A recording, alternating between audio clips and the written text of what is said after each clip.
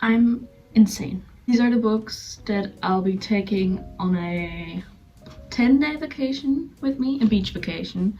These are basically the books that have been on my TBR for the longest time, and they're the only books left on my TBR because I've been working through it, and I've got 6 books left.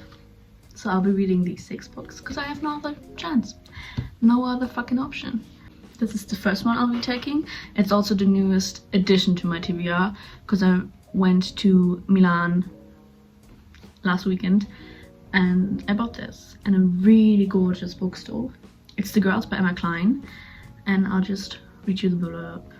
V. Boyd is 14 and desperate to be noticed. It's the summer of 1969 and restless, empty days stretch ahead of her until she sees them, the girls, hair long and uncombed, jewelry catching the sun, and at their center, Suzanne, black-haired and beautiful. If not for Suzanne, she might have not gone, but intoxicated by her and the life she promises, Evie follows the girls back to the decaying ranch where they live. Was there a warning, a sign of what was coming, or did Evie know already that there was no way back? You will quickly see that I'm reading quite interesting books this summer. So this is the first one. And then I also bought My Dark Vanessa by Kate Elizabeth Russell in the same bookstore. And I'll also read you the blurb for this one. Vanessa Y was 15 years old when she first had sex with her English teacher. Now the teacher, Jacob Strain, has been accused of sexual abuse by another former student, and a journalist has asked Vanessa to contribute to a story about him.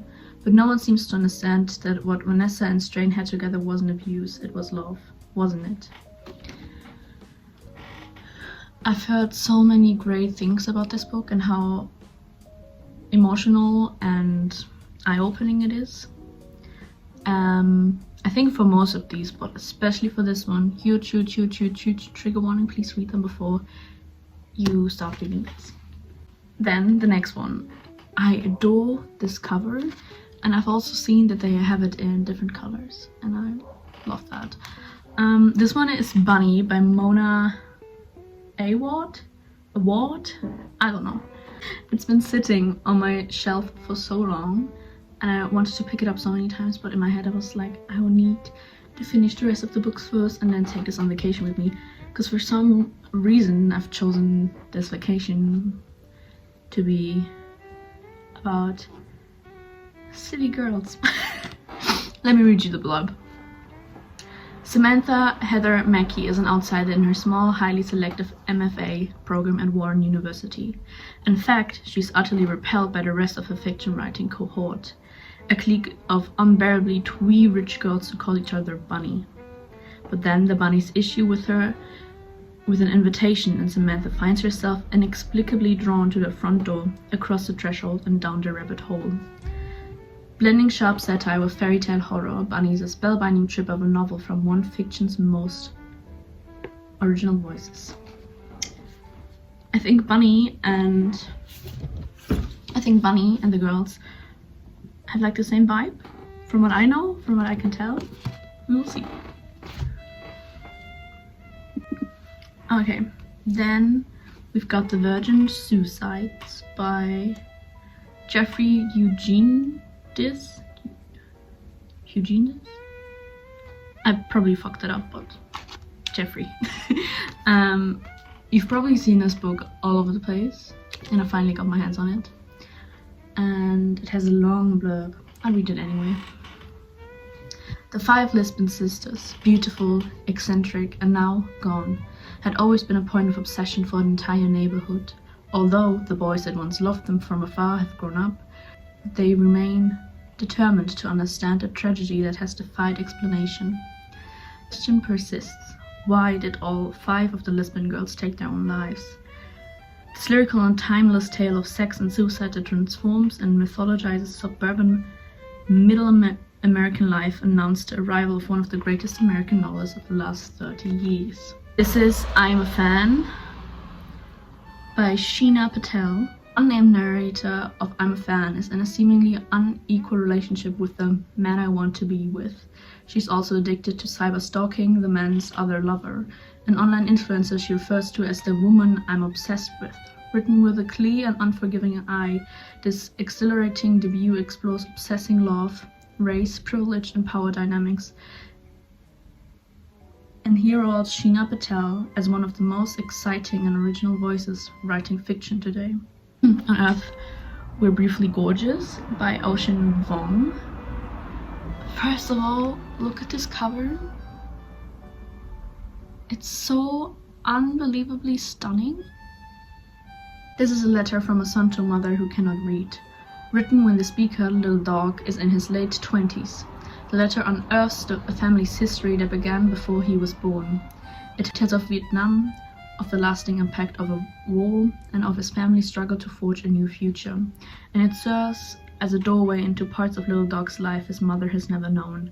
Episodes of bewilderment, fear, and passion, all the while moving closer to an unforgettable revelation. That sounds absolutely astonishing. I'm home again, and I thought I would share what I thought about the books.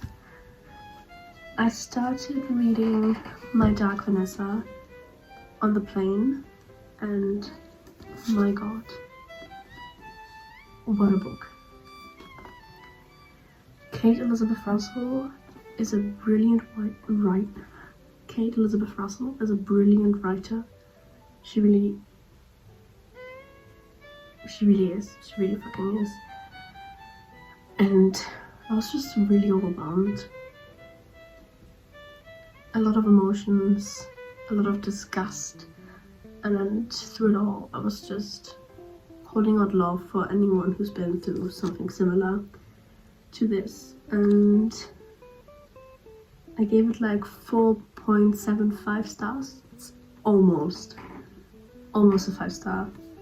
Then the next book I read was Bunny. And Bunny, I loved it. I was so consumed by it. I felt like I was in the book, and that's what I as a reader always look for in books. It was so bizarre and brutal and just intriguing. There were so many great quotes. It was just girlhood. They were crazy and brilliant. I loved the characters. I loved everything about this. So, solid 5-star read. Not solid, great 5-star read.